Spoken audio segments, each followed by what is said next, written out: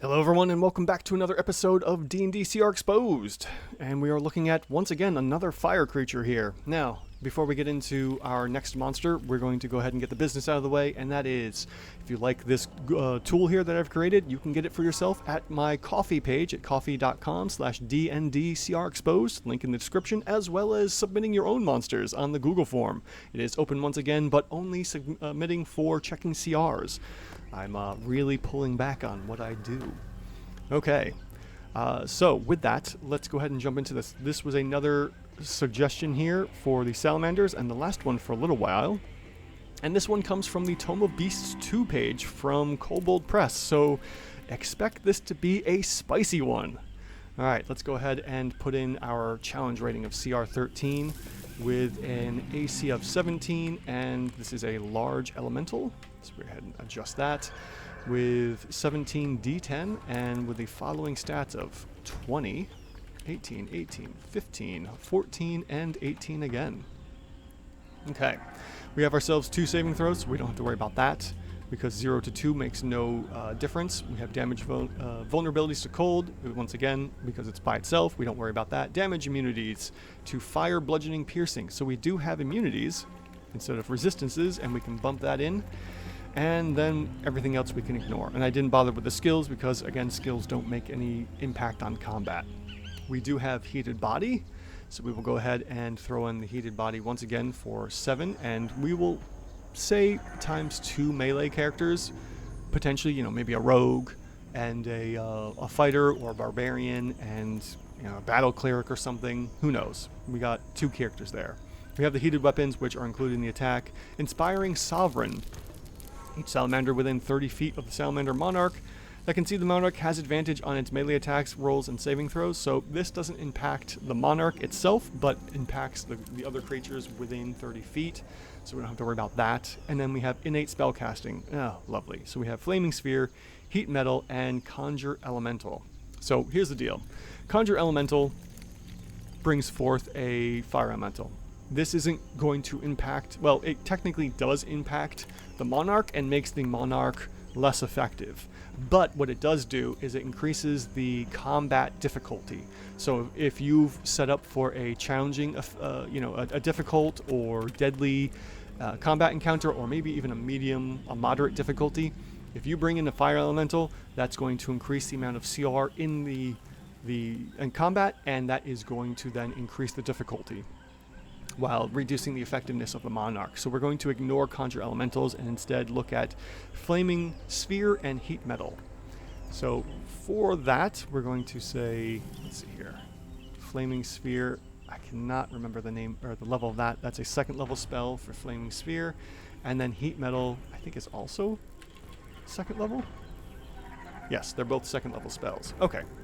So instead of looking up the actual damage here, I'm just going to go ahead and say Flaming Sphere, 2nd level, we're going to get, what is it? We have 3 uses of Flaming Spear, so that's going to be a total of 84 potential points of damage for all 3 uses.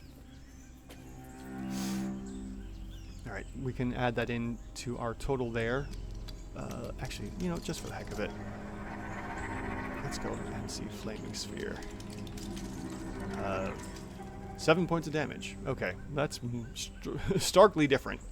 Let's take a look at Heat Metal. 9 points of damage. We may not be using those. Those are some really low values there. Let's take a look at what we are doing for the attack actions now instead. So we have 7 and 9. We'll keep those in mind if we want to use those. So multi-attack. The Salamander makes 2 attacks, one with its trident and one with its tail. Alright, both of these are going to be 9 to attack with. And then from there we have, what do we got? 12. These are probably correct. Let me just throw this in here just for the heck of it. Yeah, okay. So we don't have to worry about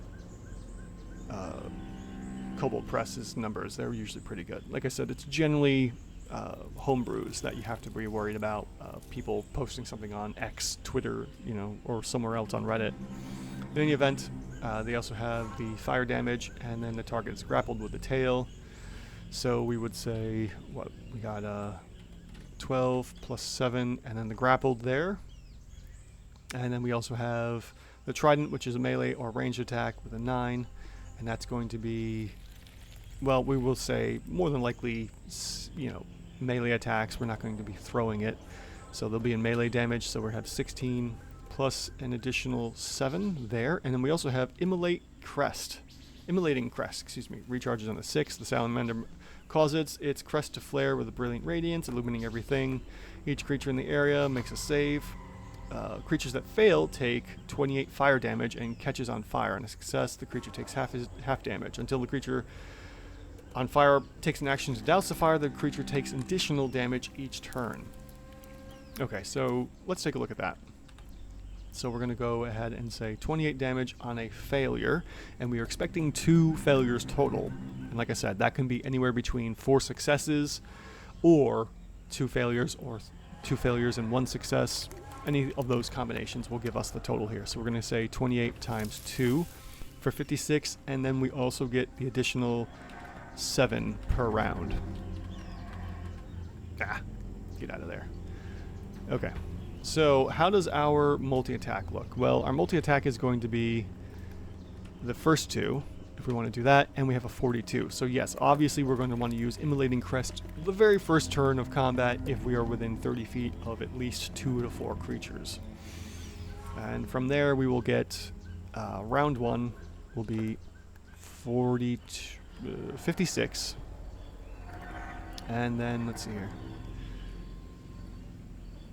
Creatures that haven't gone yet, so we're hoping targeting creatures that haven't gone. They're also going to be dealt 7 points of damage.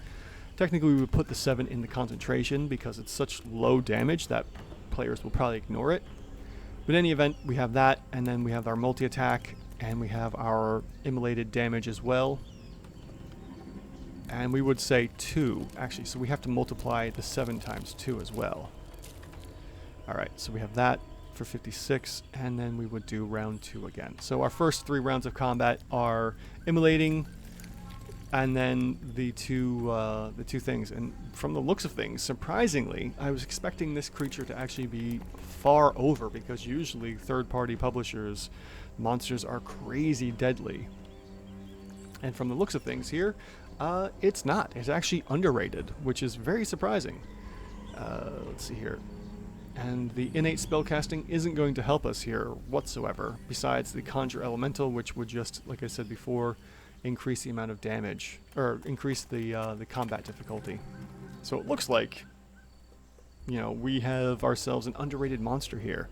Now, more than likely, our characters and our players will have magical weapons. So we can ignore the immunities and go with that, and our monster drops down from 11 to a 10. 12 to a 10, right? Yeah, from a 12 to a 10. So this monster actually needs to have some stats buffed here. Maybe we say the Immolating Crest can recharge on a 5 or 6, which would still be 1/3. Maybe it's a 50-50. We could say maybe 50 instead of that. So what if we were to do 50-50 here? We would say, oops, let's put that back in place. That brings us to a 10, and if we had immunities in place, it's still a 12. So that's really not going to change things. So let's go back to the beginning here, where we're sitting like this, and this monster, only a 9 to hit. So a 13, no, that's not right. If our monster is supposed to be a 13, and it's plus, it's rocking a 5 for strength, right? So we're looking at strength of 5. This should be technically a 10. So there's one problem right there. Our attack bonus is too low for our monster. That should be a 10, technically. It can be anything. It doesn't really have to be based off of strength. That's one of the annoying things, but I won't belabor the point. Technically, it should be a 10. We could increase the fire damage. There's a variety of different ways of what we could do. We could just give it more hit points, but that delays and brings out, combat longer. So we would want this thing to be more powerful. So we would have to play with the damage here. I also forgot to add in the constrict, which isn't going to make much of a difference. from the one tail attack. So yeah, our monster here is a little underrated, especially at this level where all of our players are going to have magical equipment. So a CR13 in this instance for the flame or the Salamander Monarch should actually be a CR10 and much lower. Again, your results may vary because of dice rolls and whatnot, but in any event, this has been D&D CR Exposed, and today we've looked at Tome of Beasts 2, the Salamander Monarch, and actually, you know, it's probably more like a CR10 rather than a CR13, which, again, is surprising.